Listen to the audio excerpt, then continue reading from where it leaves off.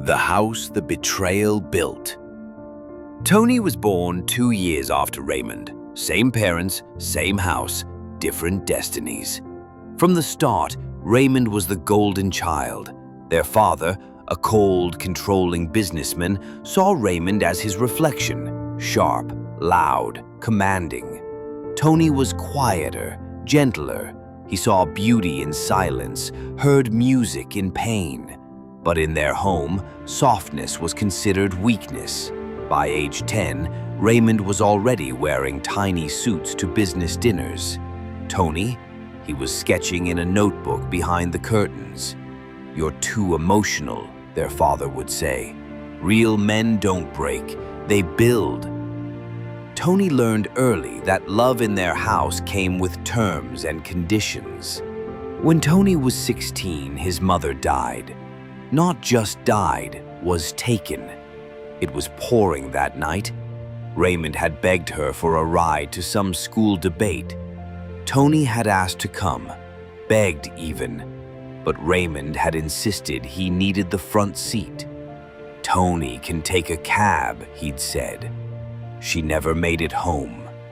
Tony heard it all on the phone. The screech, the crash, the scream that cut through his chest like a blade. The phone line went dead, so did a part of him. Their father didn't cry. Raymond never spoke of it, but in his brother's eyes, Tony saw a guilt too heavy to confess. Tony, however, drowned in silence. He blamed himself, blamed Raymond, blamed the sky for raining, and nobody noticed. Years passed. Their father got sick, stage 4 lymphoma, the kind of illness that steals a man in inches. Tony left university to care for him. The old man never said thank you, not once. Tony managed chemo appointments, memorized drug schedules, changed diapers soaked with blood, cleaned vomit off silk sheets. He shaved his father's head when the hair fell out in clumps. He cried quietly in hospital bathrooms when the man would scream and refuse to eat. At night, Tony read psalms aloud to a man who never even looked him in the eye. Raymond only showed up for will meetings. And when he did, he brought flowers for the nurses. One night, Tony overheard it. "Everything," his father whispered to Raymond. "You get everything. That other boy. Too soft. He'll drown." Tony stood outside the door, unmoving, unseen. The will was read 2 weeks after their father passed.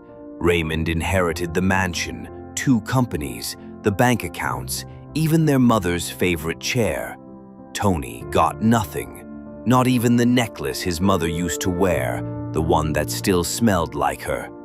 A week later, the family home was sold to a foreign investor. Tony found out through a cold email from a junior lawyer. No phone call, no farewell. Just a subject line that read, "Property sale finalized, Okafor estate." He didn't speak to anyone. He packed what little he owned and vanished. The city whispered, "Tony, he killed himself." "No, he's in rehab." "No, I heard he joined a cult." The truth? Tony was dying, not by blade, not by overdose, but by invisibility. He slept under bridges some nights, other nights in an abandoned fishing shack by the coast where mosquitoes feasted and the roof caved in during storms. He begged for jobs, got none. One woman gave him a plate of food and asked him to leave through the back door because her neighbors would gossip. A man paid him to clean gutters, then refused to pay, saying, "You should be grateful you even breathed in my compound." He was beaten once for entering a mosque to get shelter from the rain. He bled from the mouth and thanked the earth for not swallowing him. And yet, he lived, just barely. Until one day, he met her, Mama Enira, an old widow with skin like weathered bark and eyes like lightning. She let him sweep her compound in exchange for food. She watched him cry in silence one night, then said, "You've been cut deep, but sometimes the soul must break so the light can enter. Let the wound breathe, child. Let it teach you." He wept in her lap for an hour. Then he picked up a brush and painted again. Years passed. Tony returned, unrecognizable. His skin browned by sun, his face framed by a humble beard, his voice calm, measured. He bought land quietly on the edge of his hometown, land no one wanted. There he built something radical. The House of Light, a sanctuary, a refuge, a healing center for broken youth, abused women, ex-convicts, former addicts, anyone society had thrown away. He taught them how to sit with their pain, how to turn wounds into wisdom. Tony never once mentioned Raymond, but the world did. And one day, Raymond saw a headline: "Disinherited son becomes healer. Tony Okafor builds center for the forgotten." He spilled his drink. Raymond's life was ashes. His companies were under investigation. His wife had left, taking the kids. One child called him a ghost with money. The other blocked his number. He drank more, slept less, until one night, he drove, drunk and desperate, to the House of Light. He barely got past the gate. Security moved to block him, but Tony appeared, barefoot, calm. Raymond collapsed to his knees. "I have no one left," he whispered. "I sold everything, betrayed you. I'm sorry, I ruined us." Tony looked at him, silent, then said, "Do you know what kept me alive?" Raymond shook his head. "Not hate, not vengeance. Love. I let love consume what pride couldn't save." Tony didn't let Raymond walk back into his life. He made him earn it.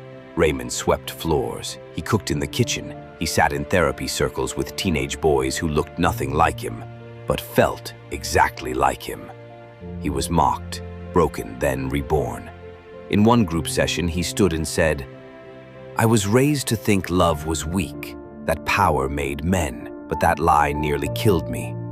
This place showed me something else. That strength is in surrender, that real men cry and heal." The room clapped. Tony didn't. He just smiled and left Raymond to finish the session. 5 years later, there were 3 houses of light, one in the north, one by the sea, one in their mother's hometown.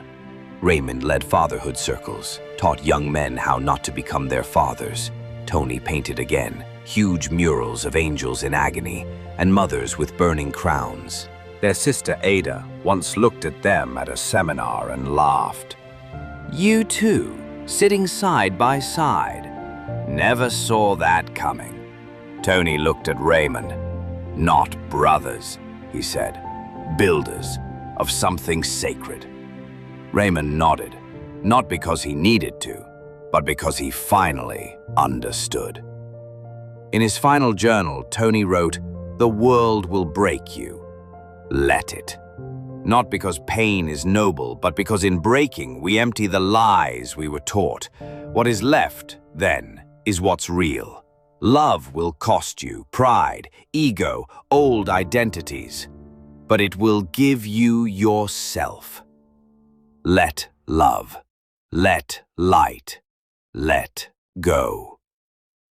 The end.